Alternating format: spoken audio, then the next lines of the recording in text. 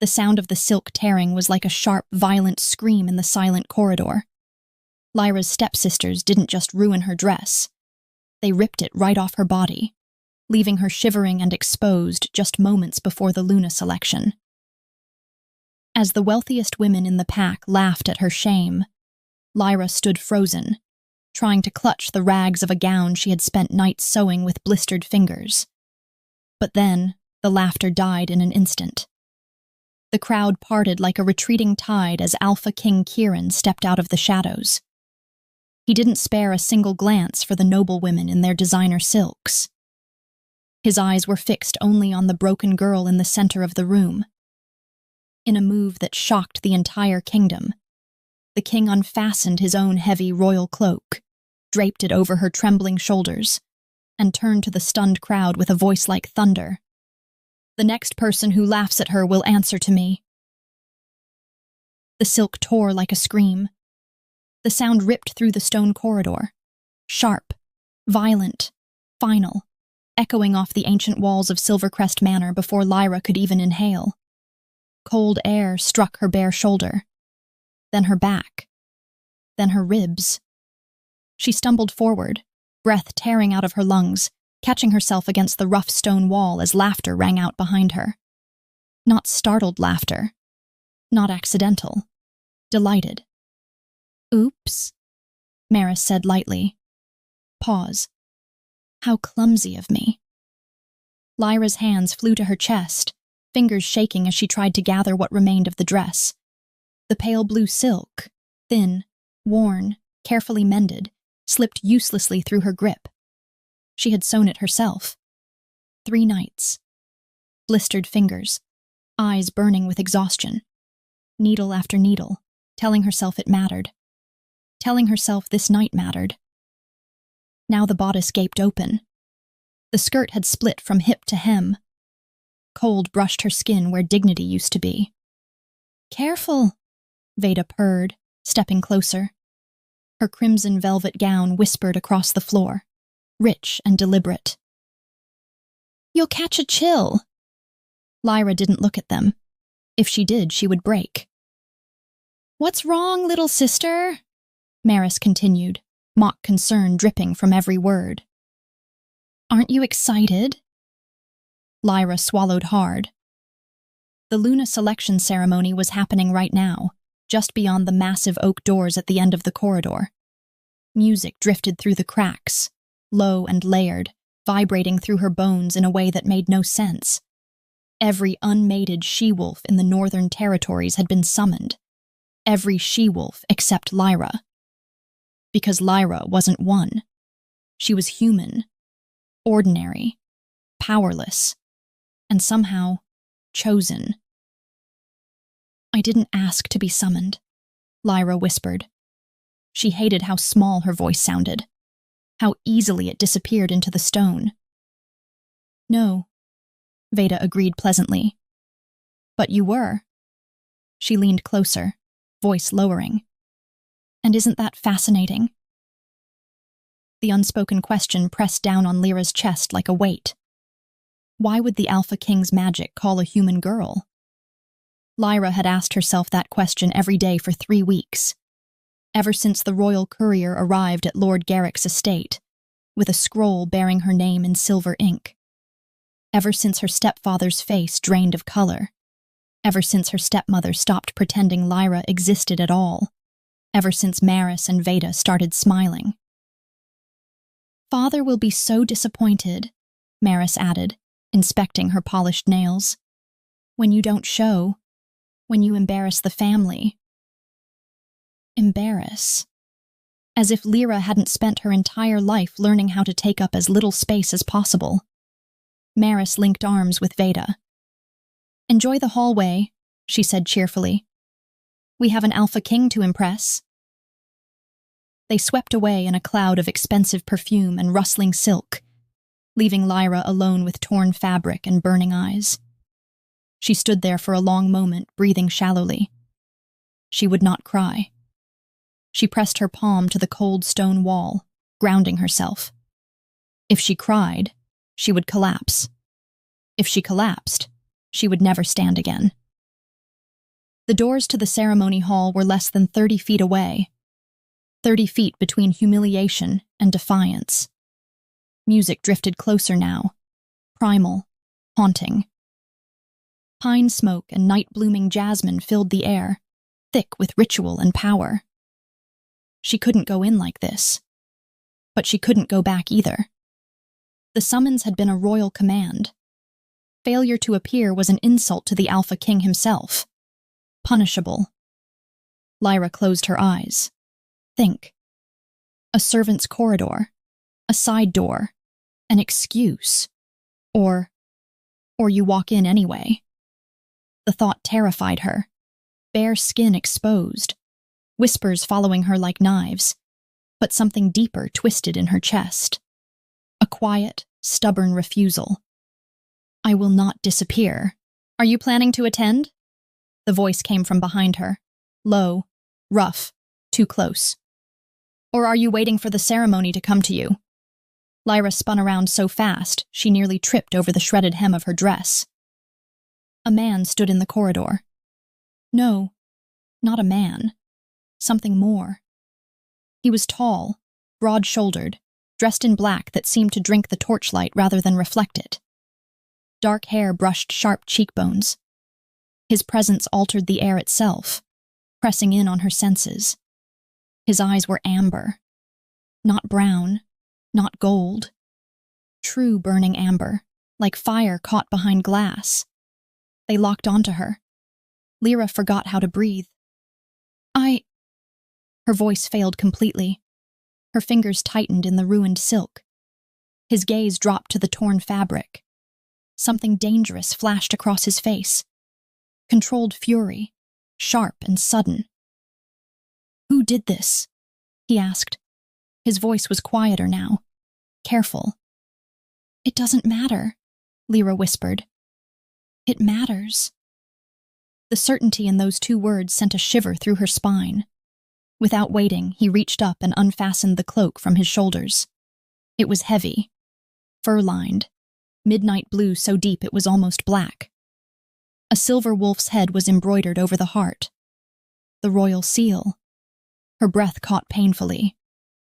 You're cold, he said, draping it around her shoulders before she could protest.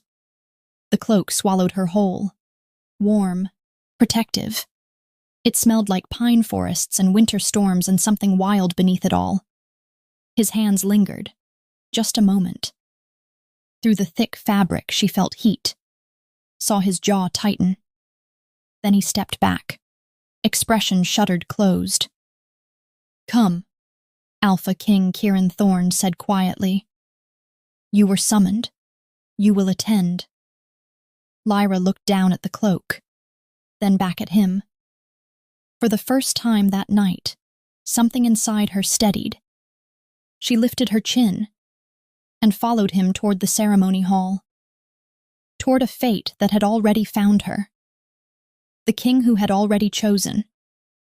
The ceremony hall fell silent the moment Lyra stepped inside. Not a polite hush. A shockwave of stillness. Hundreds of wolves turned as one. Dresses glittered. Jewels caught candlelight. Power pressed down from the vaulted ceiling where ancient stone and discreet modern lighting blended. Steel supports hidden behind carved arches. Soft electric glow threaded carefully through torchlight. Old world, new world, balanced on purpose. Lyra felt every stare land on her skin, on the cloak, on the silver wolf sigil over her heart. Whispers rippled outward like cracks in ice.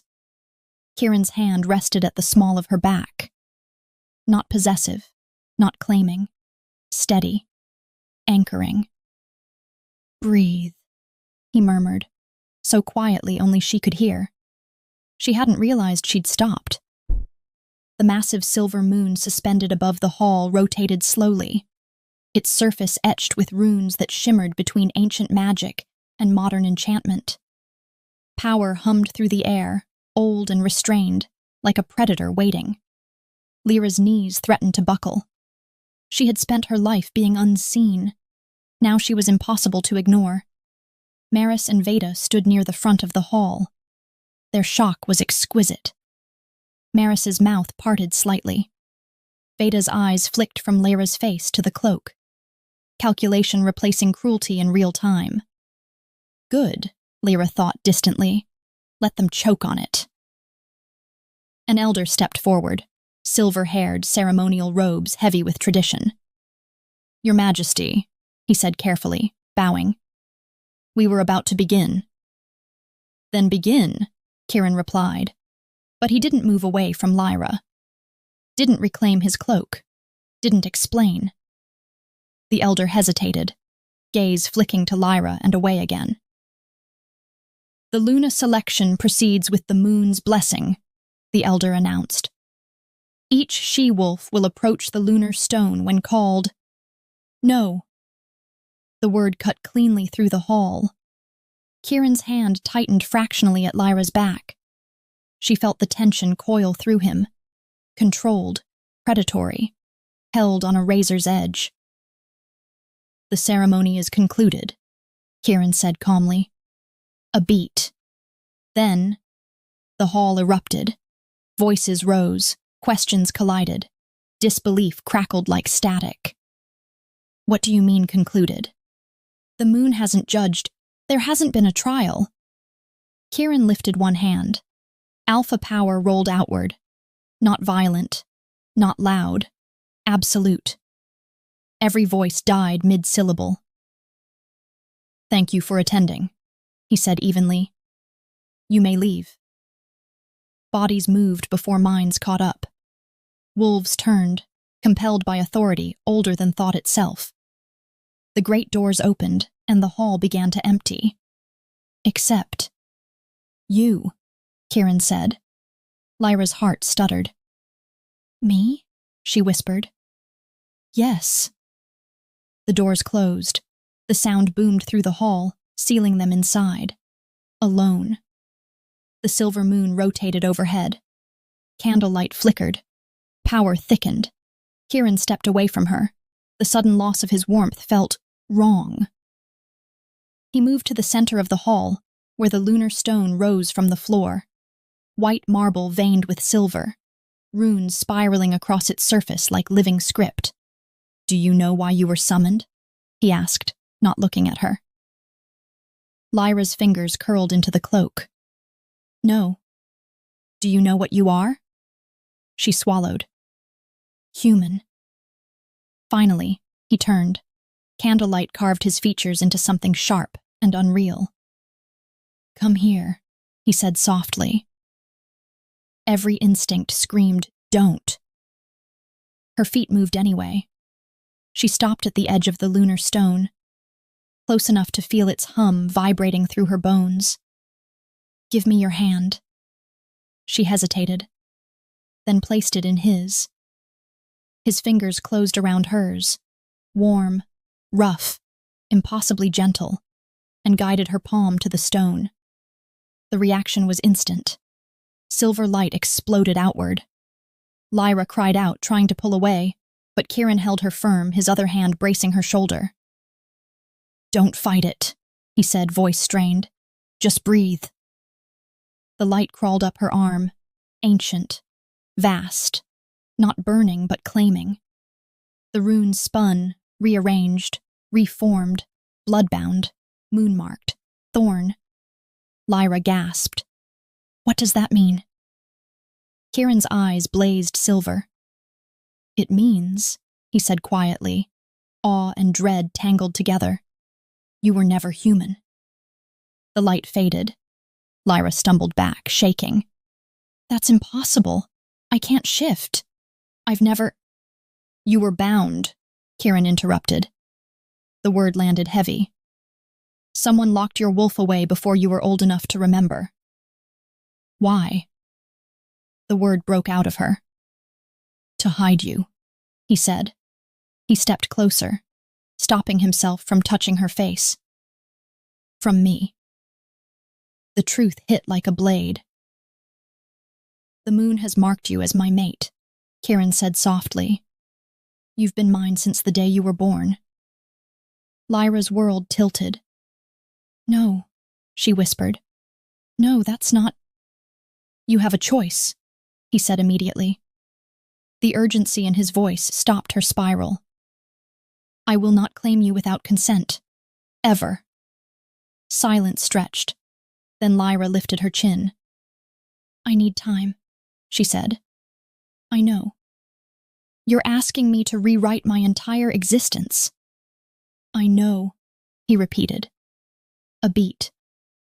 You cannot return to Garrick's house, Kieran added quietly. The binding is cracking. They will know. Then where do I go? Stay here, he said. Under my protection.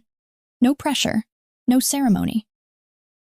Lyra looked at the lunar stone, at the cloak, at the Alpha King who had just dismissed an entire ritual rather than force her hand. Okay, she said. Kieran exhaled like a man who had been holding his breath for 20 years. The room that was not a cage. Lyra did not sleep.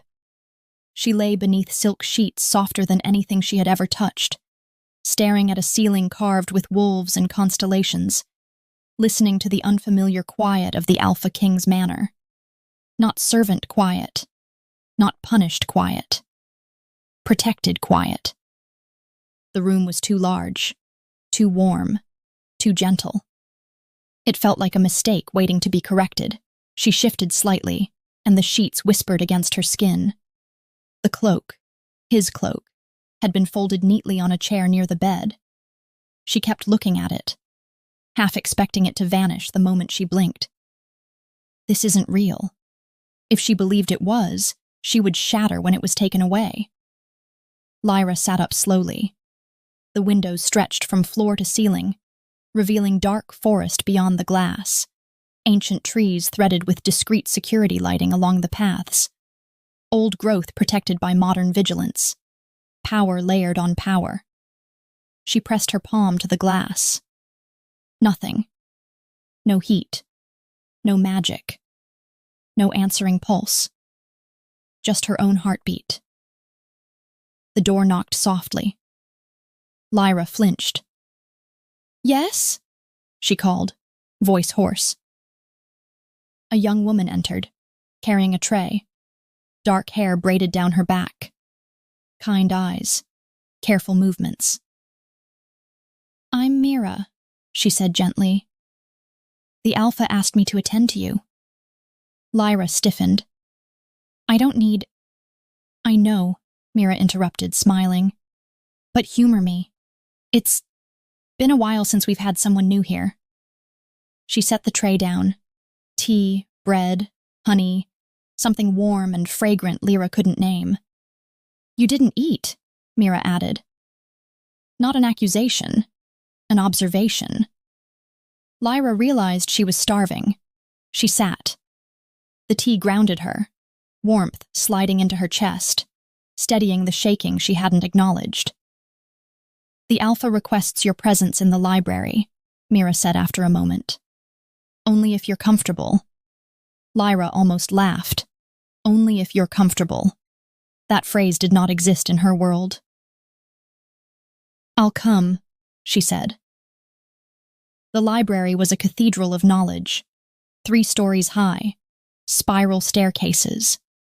Sunlight filtered through stained glass, painting the floor in fractured color. Old books. New terminals tucked discreetly into alcoves.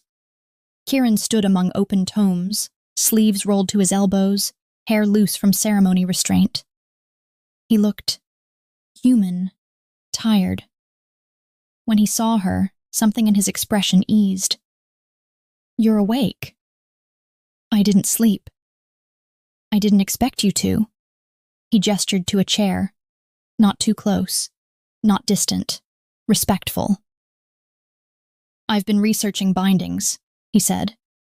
Ancient ones. Yours was thorough. Lyra's stomach tightened. You're certain? Yes. He didn't soften it. Didn't lie. You were hidden intentionally, bound so deeply even mate sense couldn't find you. By my family, Lyra said flatly. Yes. The word carried weight. They feared the prophecy, Kieran continued. feared what a Luna born of two worlds might change. Lyra laughed once, sharp, hollow. So they erased me. They tried. Silence stretched. Why now? She asked. Why did it break? You turned 23. The number landed strangely. The same age your father was when he met your mother, Kieran said quietly. Her breath caught. I felt you, he added, voice dropping. For the first time, like a star appearing after endless dark. Lyra looked away. That was too much. Too intimate. What happens now? She asked. We let your wolf wake slowly, he said. No forcing, no rush. And if I decide I don't want any of this? Kieran didn't hesitate.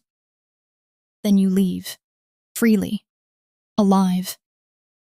She studied his face, searching for the lie. There wasn't one. Thank you, she said softly. Something fragile passed between them. That night, pain woke her. Not sharp, deep, like pressure building behind her eyes, in her bones, under her skin. She gasped, clutching the sheets. Scents flooded her senses. Lavender soap, stone, wood, pine. Kieran. Her heartbeat raced. A knock. Then the door burst open. Kieran crossed the room in 3 strides, already shedding control. The binding, he said. It's breaking. I can't. Lyra gasped. I can't breathe. I know. He knelt beside her, hands hovering, afraid to touch. We need the lunar stone, he said. It will guide the transition. I can't walk. Without asking, he lifted her. The contact sent a jolt through her body. Heat, certainty, safety. Hold on, he murmured. She did. The lunar stone flared the moment she touched it. Silver light surged. Not violent, not gentle. Awakening. Something inside her stirred. Finally, a voice whispered. Not words, not sound. Presence. Don't fight me, Lyra sobbed.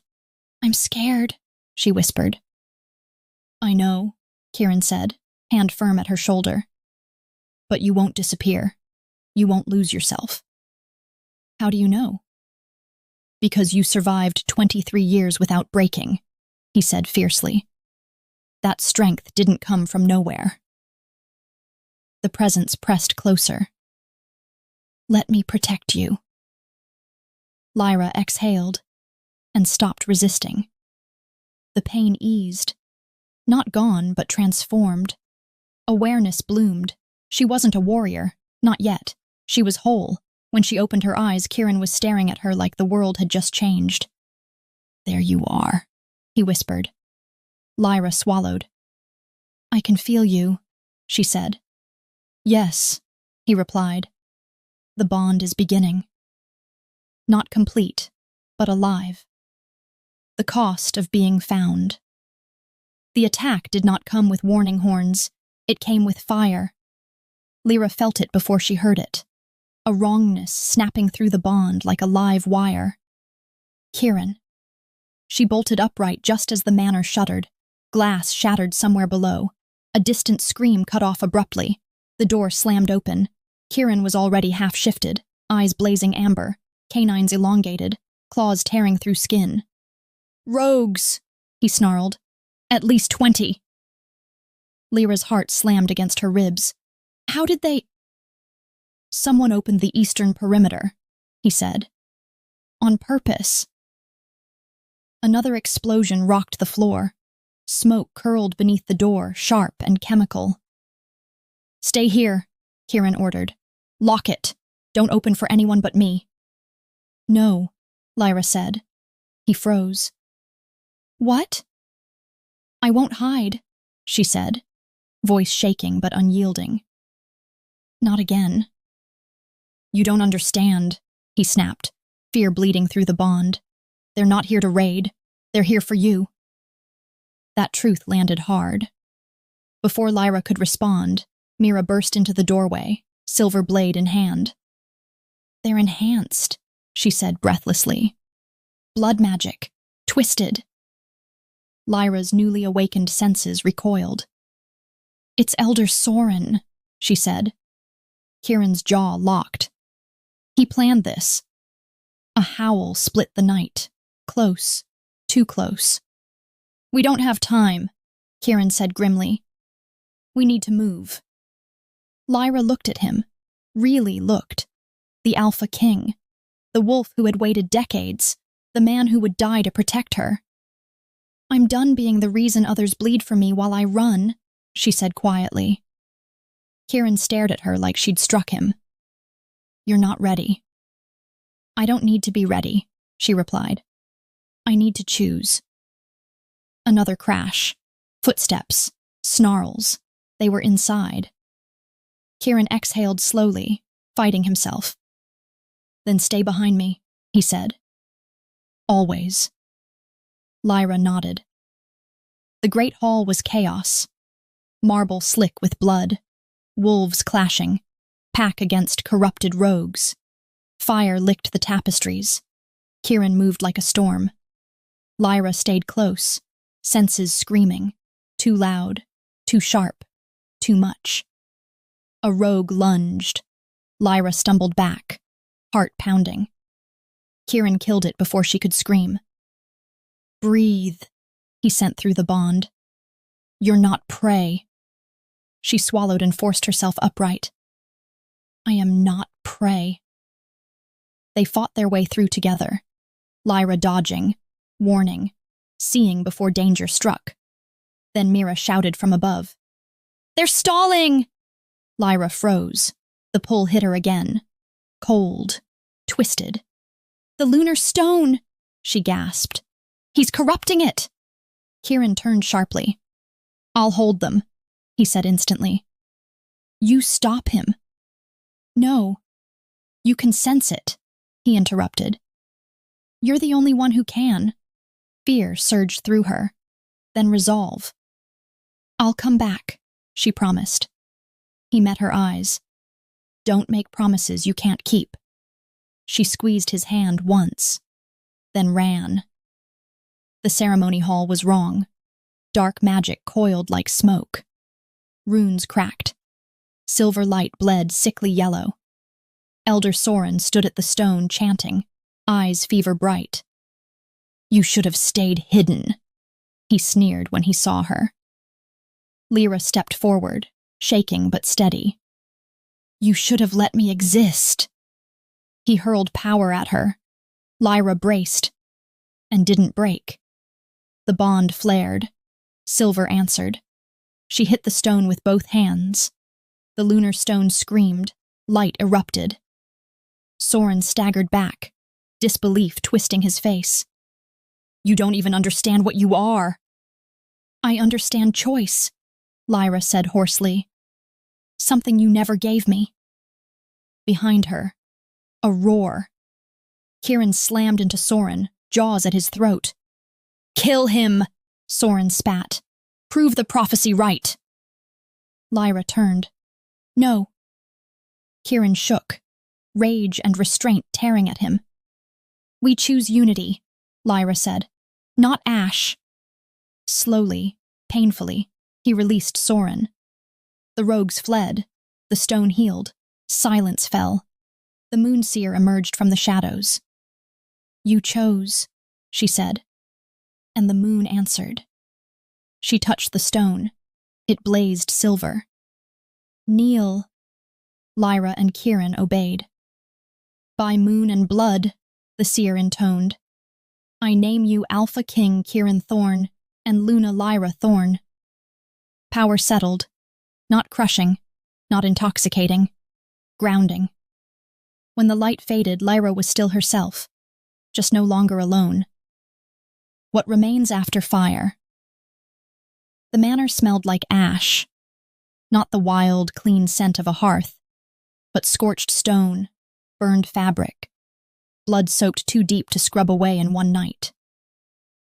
Lyra stood at the edge of the great hall, wrapped in a plain cloak that was not royal, not ceremonial, just warm. The lunar stone had been sealed and moved back to its chamber. The moonseer was gone. The rogues were dead, or fled. But the weight remained. Wolves moved carefully around her. Not hostile, not welcoming. Watching. She felt it now, the subtle pull of awareness beneath her skin. Not power, perception. She could hear heartbeats slow when she passed, smell fear she hadn't earned yet, sense resentment coiled tight behind respect. This was worse than invisibility. Kieran stood at the center of the hall, issuing orders in a low, steady voice. Repairs, guard rotations, lockdown protocols. Nothing dramatic. Leadership as triage. When he finished, the room emptied gradually, warriors bowing, not to her, but to him. Lyra exhaled only when they were alone. "I didn't mean for it to happen like that," she said quietly. Kieran turned. "Like what?" "All of it," she gestured vaguely. "The stone, the title, the way they look at me." He crossed the distance, stopping just short of touching her. "They would have looked eventually," he said. "You just shortened the waiting." She swallowed. "I don't feel like a Luna." "No," he agreed. "You feel like someone who survived." That landed harder than praise.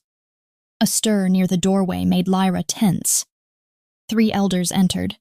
Older wolves, scarred, controlled. Elder Malor stepped forward. "Your Majesty, Luna." The word still felt unreal. "We request audience," he said. Lyra's pulse spiked. Kieran glanced at her, not asking, not deciding, waiting. She nodded once. The elders formed a half circle. None knelt. "We acknowledge the moon's decision," Malor said carefully. "But acknowledgement is not allegiance." Lyra stiffened. Kieran said nothing. "You are unprecedented," another elder continued. "Half-bound, recently awakened, untested." "I know," Lyra said softly. They paused. She stepped forward before she could overthink it. "I am not asking for loyalty," she said. "Not yet. I haven't earned it." The elders exchanged glances. "I won't command you," she continued. "I won't punish doubt. But I will not hide again to make others comfortable." Silence stretched. Finally, Malor inclined his head, just slightly. "Then we will watch," he said, "and judge by action." "That's fair," Lyra replied. They left. Her knees nearly buckled when the doors closed. Kieran caught her elbow instantly. "You didn't have to "I did," she said. "If I'm going to stand beside you, I can't let you absorb every challenge meant for me." He studied her with something like reverence and worry. "That choice will cost you," he said. "I know." That night, Lyra stood alone on the balcony. The forest whispered below. The moon hung heavy and bright. She pressed a hand to her chest. No glow, no surge, just a steady warmth. Footsteps approached quietly. Kieran stopped beside her, offering, not imposing. "You could leave," he said softly. "Even now. The bond isn't complete." She looked at him. "At the cost of never knowing who I could be?" she asked. He didn't answer. She reached for his hand instead. "I'm afraid," she admitted. "I would be worried if you weren't." They stood together in silence. Not triumph, not certainty, but something steadier, something real. The weight of watching eyes, morning came without softness. Lyra woke before dawn, the manor already restless beneath her feet. Wolves moved through corridors with purpose, their steps measured, their voices low. Repairs had begun in the night. Stone could be rebuilt. Trust would take longer. She lay still for a moment, listening. Not with power, with attention. The bond hummed faintly. Kieran already awake, already working. She could sense his focus like a distant flame, controlled, contained. He was careful not to pull on the connection, careful not to overwhelm her with his presence. She appreciated that more than he knew. When she rose, she chose plain clothes again, dark wool, soft boots, no crest, no silver thread. If they were going to watch her, they would see her, not a symbol. The council chamber was carved directly into the mountain. Lyra felt the age of it as soon as she stepped inside. The stone here remembered voices, arguments, oaths, betrayals layered over centuries. The air smelled faintly of iron and old smoke. The elders were already seated. So were several alphas. Conversation stilled as she entered beside Kieran. Not silence of respect. Silence of assessment. Kieran took his place at the head of the chamber. Lyra stood at his right, close enough to feel his presence, far enough to stand on her own. Elder Malor spoke first. "The lunar stone is stable," he said. "The corruption is gone." A ripple of relief moved through the room. "But the after effects remain," another elder added. "Borders are restless. Rogue packs are shifting. Other territories are curious." Lyra felt the weight of that word. Curious meant testing. "Let them be," one alpha muttered. "This will sort itself out." Lyra spoke before Kieran could. "It won't," she said quietly. Heads turned. She kept her voice even. "Power vacuums don't resolve themselves. They invite challenge." A few brows lifted. Elder Malor studied her. "And what would you suggest, Luna?" The title still scraped. Lyra did not rush her answer. "We make ourselves visible," she said. "Not with force, with clarity." Murmurs rippled. "Explain," Kieran said calmly. "We send word," Lyra continued. "Not demands, information. The stone is healed. The bond is chosen. There will be no expansion, no retaliation, no forced allegiance." An alpha scoffed. "You think that will stop them?" "No," Lyra said honestly. "But it removes fear as an excuse." The room stilled. "Those who challenge us after that," she finished, "will do so knowing exactly what they're choosing." Silence followed. Then Kieran nodded once. "Do it," he said. The elders exchanged glances. No objections came. Lyra exhaled slowly. Later, as they walked the outer corridors, Kieran spoke. "You didn't overreach," he said. "But you did step into dangerous territory." She met his gaze. "Leadership already is." A corner of his mouth lifted. Brief. Private. "You're learning faster than I did." "I had good motivation," she replied. That afternoon, Lyra found herself alone in the training courtyard. Not to train, but to watch. Young wolves sparred under the supervision of a grizzled warrior. Controlled violence. Discipline. Respect earned in sweat and repetition.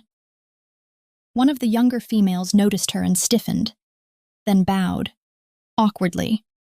Others followed. Lyra nodded in return, nothing more. She did not belong here yet, but she did not leave either. That evening, a messenger arrived from the eastern border. Lyra read the seal before Kieran could stop her. It wasn't a declaration of war. It was worse. A challenge. Not to Kieran. To her. She closed her eyes briefly. Say it, Kieran said quietly. They want to see me, Lyra said. Publicly, at the border moot. His jaw tightened. They want to measure you. I know. That's a trap. Yes. Silence stretched. Then Lyra folded the letter carefully. I'm going anyway. Kieran turned fully toward her.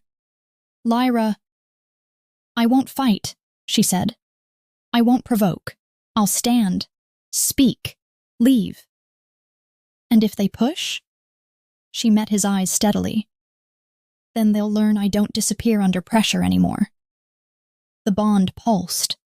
Not agreement, not resistance. Respect. I'll be with you, he said. I know.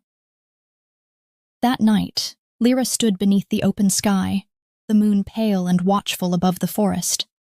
She did not ask it for strength. She only acknowledged its presence. Behind her, Kieran watched without approaching, the bond between them quiet but taut, like a string pulled too tight, humming with everything unspoken. Whatever came next, Lyra knew this much. Being seen was no longer the danger.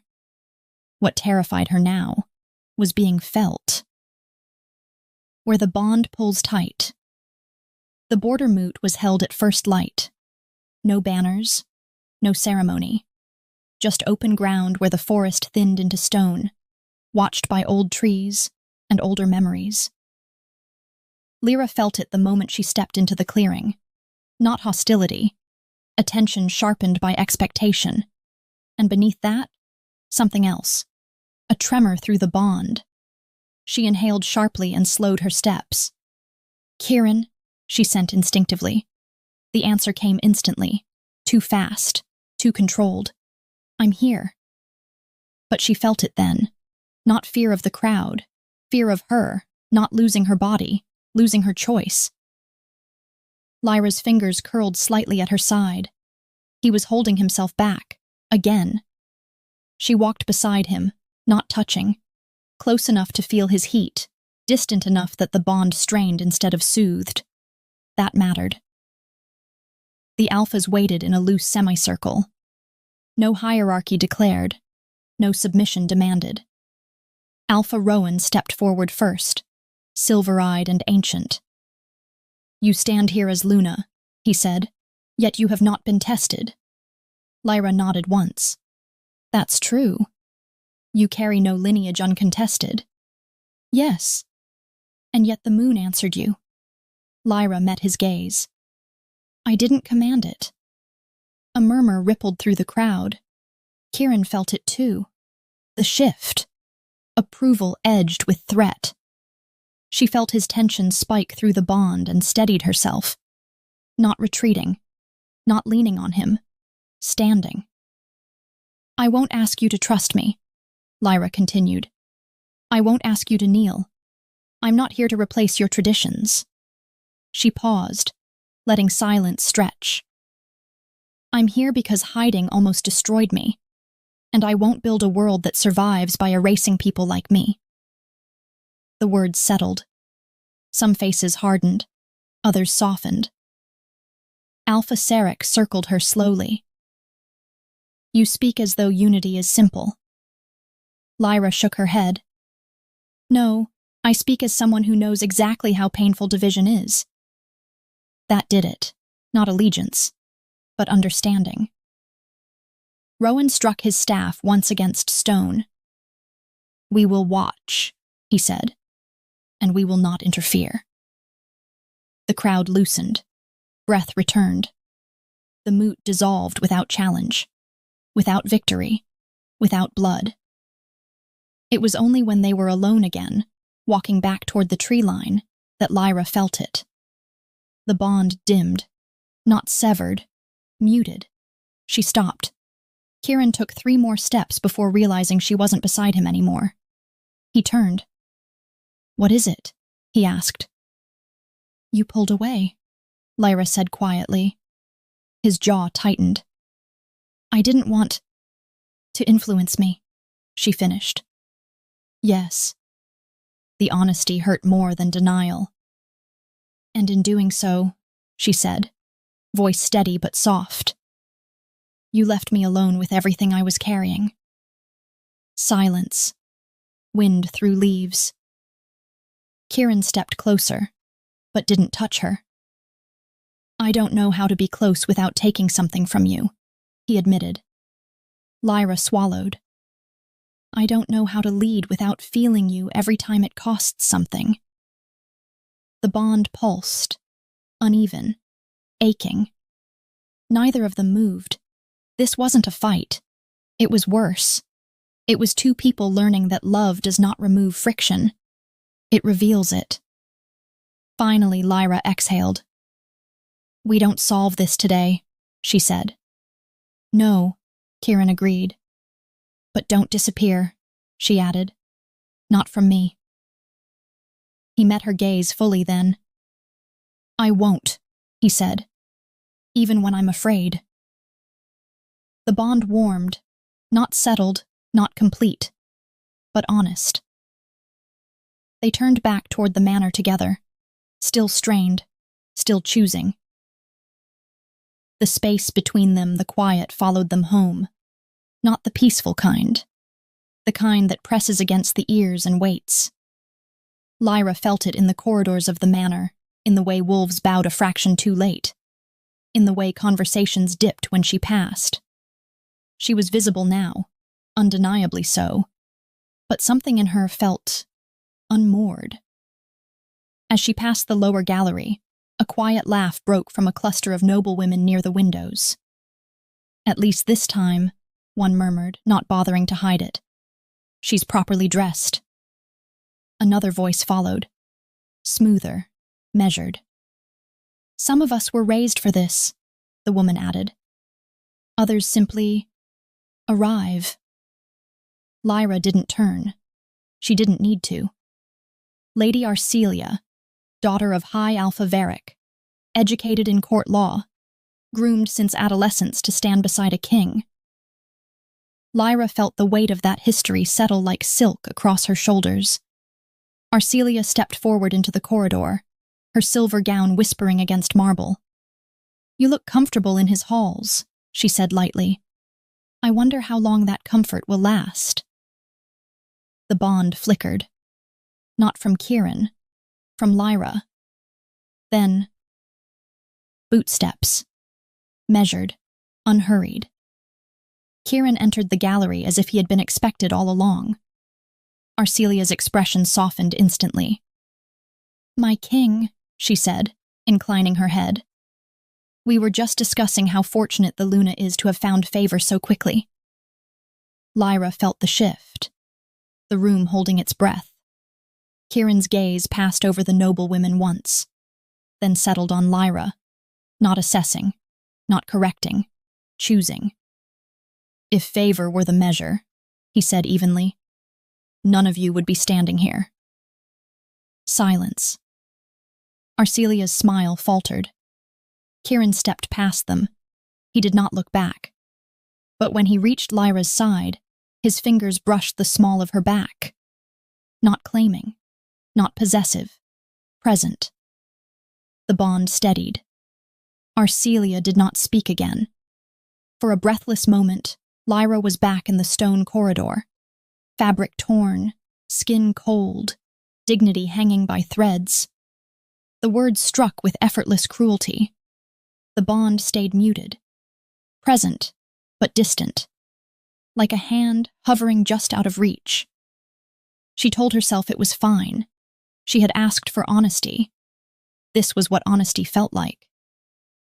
They did not share the evening meal. Not because of anger. Because neither of them knew how to sit across from the other without reaching, or retreating.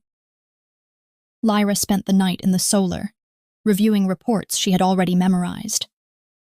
Her eyes skimmed words without absorbing them. Her chest felt tight. "Kieran," she thought without meaning to. The bond answered faintly, restrained. "I'm here, not closer, not farther, just there." It hurt more than silence. Sleep came in fragments. When Lyra woke, it was with the sharp certainty that something was wrong, not outside, but within. She rose quietly and crossed the darkened hall to the training grounds balcony. Kieran was already there, shirtless, forearms braced against stone, breath slow and controlled as if he'd been standing there for a long time. He did not turn when she approached. "I didn't want to wake you," he said quietly. "You didn't," she replied. "I couldn't sleep." That made him turn. The moonlight carved his features into stark lines. Alpha, yes, but also something rawer. "You're carrying too much," he said. "So are you." Silence stretched between them. The bond stirred uneasily, like a wound being pressed from both sides. "I keep thinking," Kieran said slowly, "that if I hold back enough, you'll never have to wonder whether what you choose is truly yours." Lyra's throat tightened. "And I keep thinking," she replied, "that if you keep holding back, I'll start wondering whether I'm choosing alone." The words landed hard, not accusatory, truthful. Kieran stepped closer, stopped himself. "I don't want to cage you," he said. "Not with power, not with love." Lyra reached out before she could overthink it and laid her palm flat against his chest. The contact sent a tremor through both of them. "I don't feel caged," she said softly. "I feel untethered." The bond surged suddenly. Heat, awareness, emotion bleeding through faster than either of them could stop it. Lyra gasped. She felt his fear then. Not of losing control, but of failing her. Kieran inhaled sharply, eyes closing for a fraction of a second. "I didn't mean—" he started. "I know," she said quickly. "I know." Her hand stayed where it was, grounding, anchoring. They stood like that, breathing, sinking without intention. The bond did not settle, but it stopped hurting. Later that day, Lyra met with the elders again. This time, Kieran did not attend, not as distance, as trust. Lyra noticed the difference immediately. The room felt heavier, but clearer. When Elder Malor questioned her proposed reforms, she did not glance toward the door. She answered, fully. When she returned to her chambers, exhaustion hit her like a wave. She sank onto the edge of the bed, hands trembling slightly. The bond stirred. Kieran. This time she didn't pull away. He arrived quietly, pausing in the doorway as if gauging her strength. "I didn't want to intrude," he said. "You're not," she replied. He crossed the room slowly and sat beside her, close enough that their shoulders brushed. No pressure, no claim, just presence. "I don't need you to disappear for me," Lyra said softly. "And I don't need you to decide for me." He nodded. "I can do that," he said. "Stay, without steering." Lyra leaned her head against his shoulder, just for a moment. The bond warmed, not blazing, not complete, but aligning. For the first time since the moot, it felt like something was healing instead of pulling apart. That night, Lyra slept deeply, not because the world was quiet, but because, for once, she wasn't carrying it alone. The choice that cuts both ways. The message arrived before dawn. No crest, no flourish. Just a seal pressed hard enough to crease the parchment. Lyra read it once, then again, then closed her eyes. "They're refusing trade," she said quietly. Kieran looked up from the map table, already awake, already braced. "Which territories?" "Eastern Ridge, Southern Plains, 2 minor border pacts." His jaw tightened, not in anger, calculation. They're not declaring opposition, he said. They're starving the edges. Lyra nodded. Human villages first. Silence stretched. The bond stirred, uneasy, alert. They want you to respond as alpha, Lyra said. Force compliance. Kieran's eyes flicked to her. And you don't. No, he exhaled slowly. Lyra. I know what this costs you, she said. That's why I'm choosing it. The bond flared, sharp, hot, not disagreement, fear. You'll weaken my position, Kieran said carefully. Not forever, but long enough for others to test it. I won't hide behind your authority, Lyra replied. If this world is going to change, it can't only change when an alpha speaks. Silence again. He studied her, not assessing her resolve, but measuring his own limits. Then I won't stand beside you publicly, he said finally. Not because I don't support you, but because they need to see this is yours. The words landed like a blade. Lyra swallowed. I understand, she said. But the bond shuddered. Lyra went alone, no guards, no escort. The eastern ridge was cold and bare, wind cutting across stone like teeth. Alpha Sarek waited with his advisors, posture relaxed, eyes sharp. You came without your king, he observed. I came without a shield, Lyra replied. There's a difference. He smiled thinly. You think compassion will feed villages? I think fear has been feeding on them for generations, Lyra said evenly. Sarek circled her slowly. You stand between worlds. That makes you unstable. It makes me necessary. The words surprised even her. He stopped. You could step down, he said. End this quietly. Lyra lifted her chin. Or you could stop punishing the innocent to preserve your comfort. Silence stretched long and dangerous.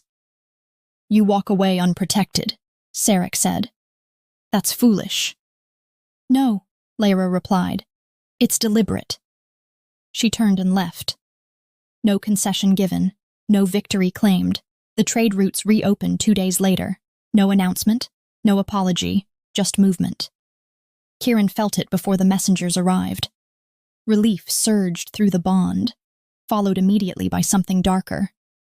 Anger. Not at Lyra, at himself. Lyra felt it hit her like a wave and stumbled slightly where she stood. Kieran, she sent, instinctively reaching. He pulled back, not shutting her out, containing himself. She found him that night in the war room, hands braced on the table, shoulders rigid. You paid for my choice, Lyra said quietly. He didn't look up. I chose to let you make it. That doesn't mean it didn't cost you. Silence. Then he straightened slowly. You exposed me, he said. You showed them I won't overrule you. And that frightened them, Lyra replied. Yes. A beat. And it frightened me, he admitted. The honesty cracked something open. Lyra stepped closer. You don't have to carry that alone. He finally looked at her. I don't know how to let you feel this without burdening you. Lyra reached for his hands.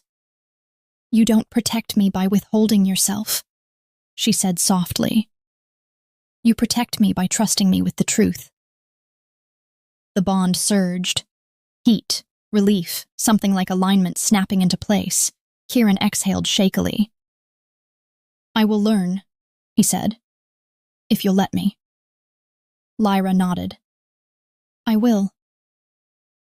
They stood together, hands linked, not as Alpha and Luna, as two people learning how to hold power without losing each other.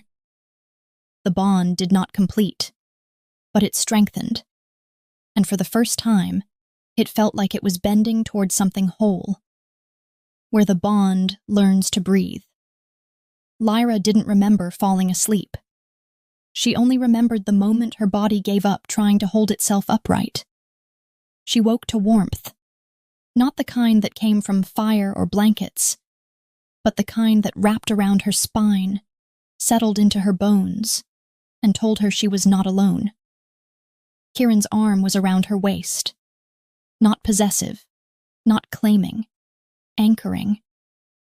They were on the narrow couch in the strategy chamber, still dressed, still tangled in the aftermath of hard decisions and harder truths. Lyra stayed still for a moment, breathing in the faint scent of pine and ink and stone. Kieran. The bond hummed, quiet, steady, not strained, not pulling, just breathing. Kieran stirred slightly behind her, his breath warm against her hair. "You're awake," he murmured. "Yes." He didn't move, didn't reach farther, didn't retreat. Lyra turned her head just enough to see him, eyes half open, exhaustion softening the sharp edges of him. "You stayed," she said. "I didn't want you to wake alone," he replied. The simplicity of it made her throat tighten. Lyra shifted carefully, turning to face him. The movement pressed her closer, their knees brushing, their bodies aligning without thought. Kieran's gaze dropped to her mouth for a fraction of a second, then lifted back to her eyes. The bond flared faintly, heat contained under control. Lyra swallowed. "You're still holding back," she said quietly. Kieran's jaw flexed once. "Yes." No denial, no defense, just honesty. "Why?" Lyra asked. His gaze didn't waver. "Because if I let myself want what I want," he said slowly, "I don't trust the world to leave you untouched by it." Lyra stared at him, heartbeat loud in her ears. "That's not how this works," she whispered. "I know," he said, "but it's how I was raised to lead." She reached up, hesitating only once, and touched his cheek. The contact sent a quiet tremor through the bond. Kieran exhaled. Not relief. Surrender.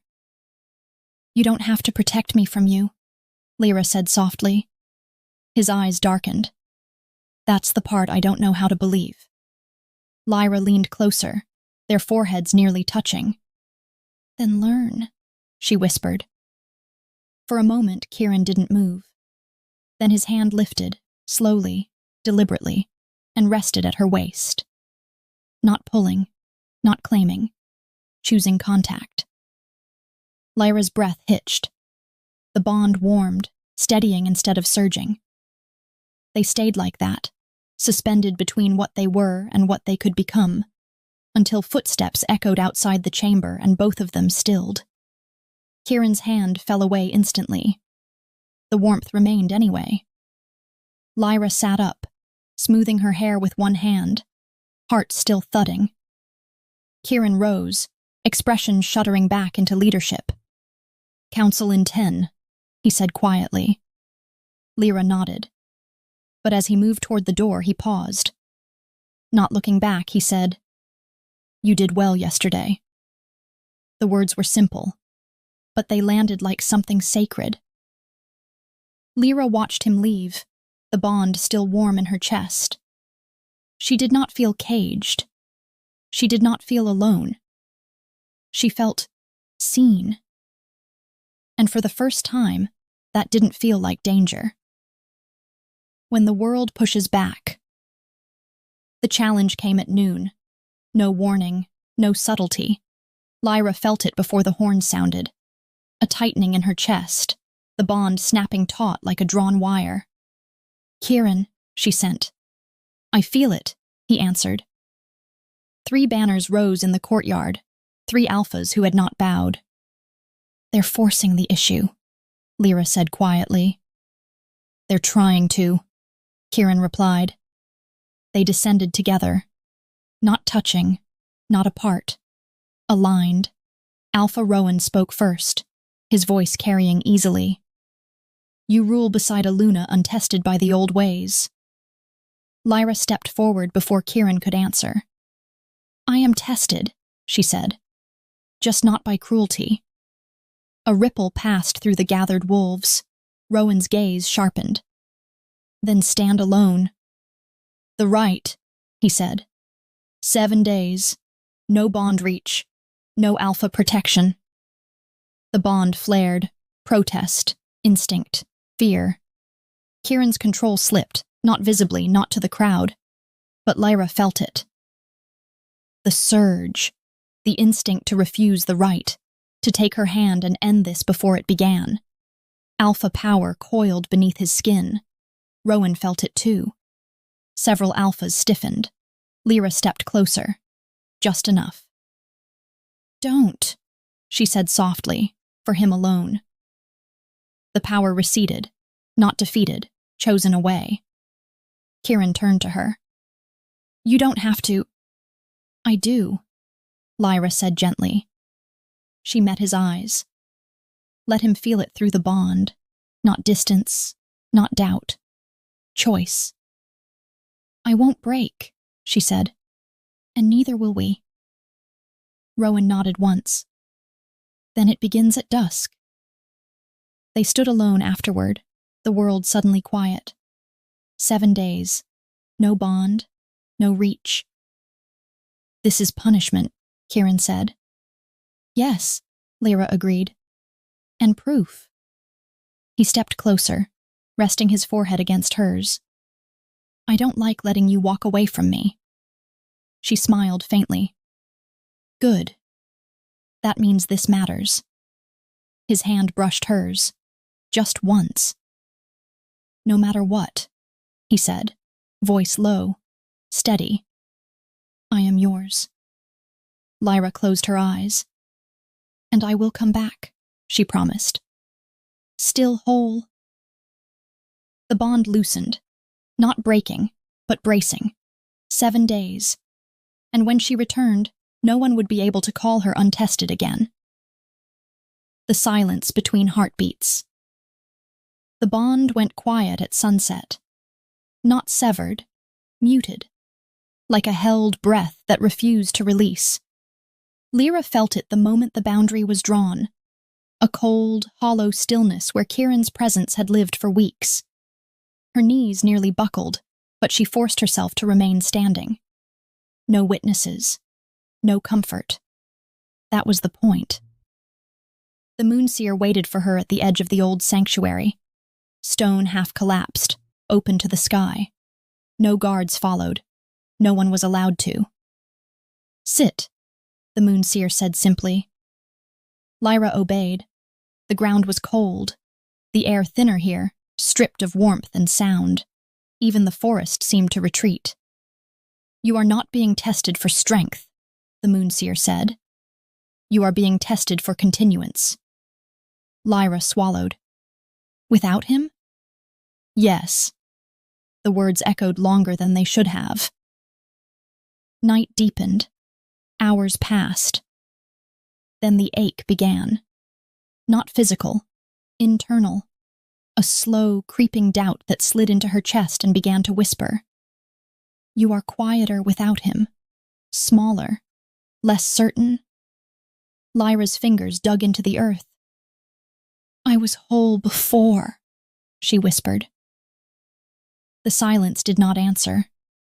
That was worse. Visions came. Unbidden. Kieran standing alone at the map table, shoulders rigid. Kieran waking and reaching for her, and finding nothing. The bond stretching thin, not snapping, but straining. Tears burned her eyes. I chose this, she said aloud. I will not regret it. The ground beneath her warmed, barely. The moonseer's voice returned, distant but clear. Then stand. Lyra rose, trembling. Speak who you are, the moonseer said. Lyra closed her eyes. I am Lyra, she said. I was unseen, I endured. I learned to survive without protection. The ache sharpened. And now? She inhaled slowly. And now I choose connection without surrender. The wind stirred. The ache eased. Not gone, but balanced. The moonseer stepped closer. "You have not vanished without the bond," she said. "Nor have you rejected it." Lyra's voice shook. "I miss him." The moonseer smiled faintly. "Good. That means it is not a crutch." Dawn crept across the stones. Lyra stood, exhausted but upright. 7 days had not passed, but the trial had ended. Far away, impossibly far, Kieran gasped as the bond flickered, not restored, but alive. Lyra pressed her hand to her chest. "Hold," she whispered, "just a little longer." And for the first time since the rite began, the silence answered, not with doubt, but with endurance. The discipline of not reaching. Kieran felt the bond dim like a star pulled behind cloud. Not gone, just unreachable. The first night nearly broke him. His wolf paced beneath his skin, restless and furious, every instinct screaming to go to her, to tear through whatever boundary had been placed between them and drag her back into his arms. He didn't. That was the test. He ruled by day, decisive, sharp, unyielding. No one challenged him openly. The alphas watched instead, waiting for cracks. They didn't get any. At night, alone in his chambers, the restraint became brutal. He would wake reaching, hand closing on empty air, breath shallow, heart hammering. The bond pulsed faintly, like an echo through stone. "Hold," he told himself. For her. A messenger arrived on the 3rd day. "Western scouts report unrest," the man said. "They think you'll break the rite, that you'll reclaim her early." Kieran's eyes burned. "Let them think it," he said coldly. "I will not dishonor her choice." The words tasted like iron. The moonseer came on the 5th night. "You are suffering," she observed. "Yes," Kieran replied. "You could end it." "I could," he agreed. "And I won't." She studied him. "Why?" "Because if I take her strength from her," he said quietly, "then everything she proves is hollow." The moonseer nodded once. "That answer will cost you." "I know."